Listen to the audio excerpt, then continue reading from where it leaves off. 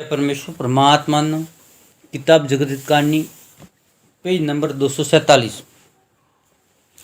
गर्मी के महीने में तो 4 महीना गर्मी का रोग रखते हैं कि जो लुएं वगैरह ज़्यादा चलती है। इस ज़मीन को गर्म ताव का रोग है।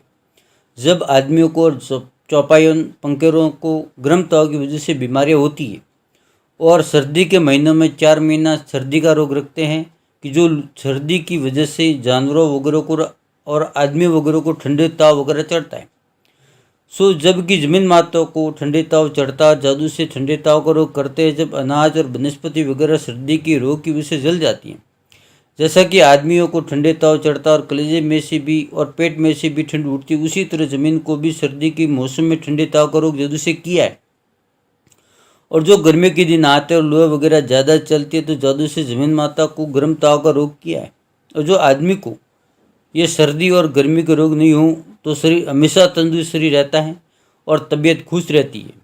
तो सज्जग में जमीन माता को कोई तरह का रोग नहीं था। जब सबको हुआ सुहाती थी और जमीन माता का जीव खुश रहता था।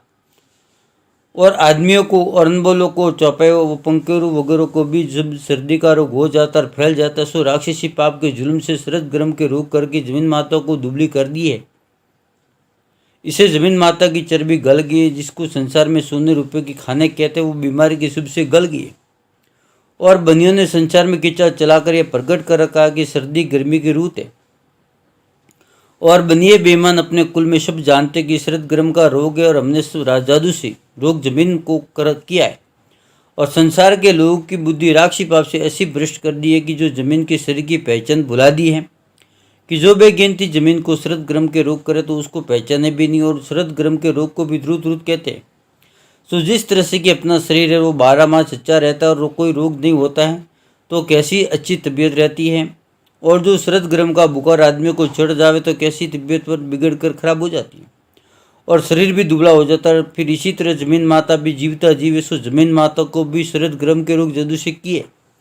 इसे जमीन माता भी रोग की सबसे दुबली हो गई है। परंतु इन बनियों ने संसार के बुलाने के लिए लाखों तरह के किस्से चला दिए।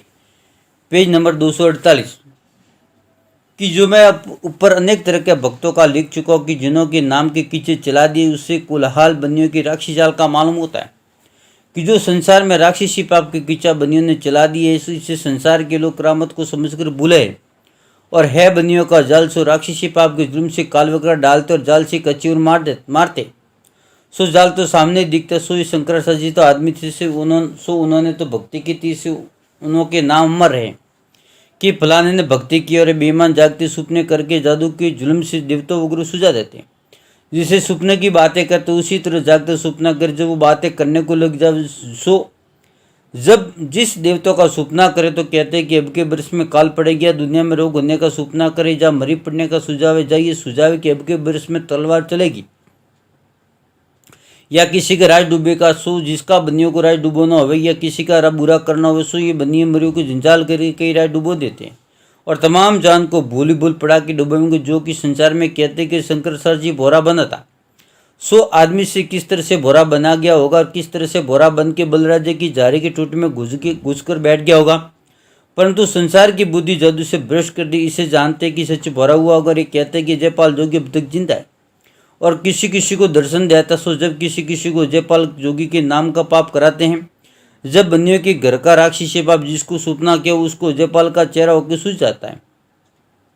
वो जागता सपना जब किसी को जागते सपना करके सुझा दे। जब वो दुनिया में बातें करता है कि हमको जयपाल जोगी मिला न तो उनको खबर कि जिसने जयपाल जोगी को जागते सपने में देखा उनको ये भी खबर नहीं कि जागते सपना है। और न दुनिया में बात के सुनने वालों को खबर की जागते सपना, बल्कि वो जागते सपने को करामत करते और अनेक भक्त हो जिनका भी चेहरा राक्षसी पाप के जुल्म से सुझा दे।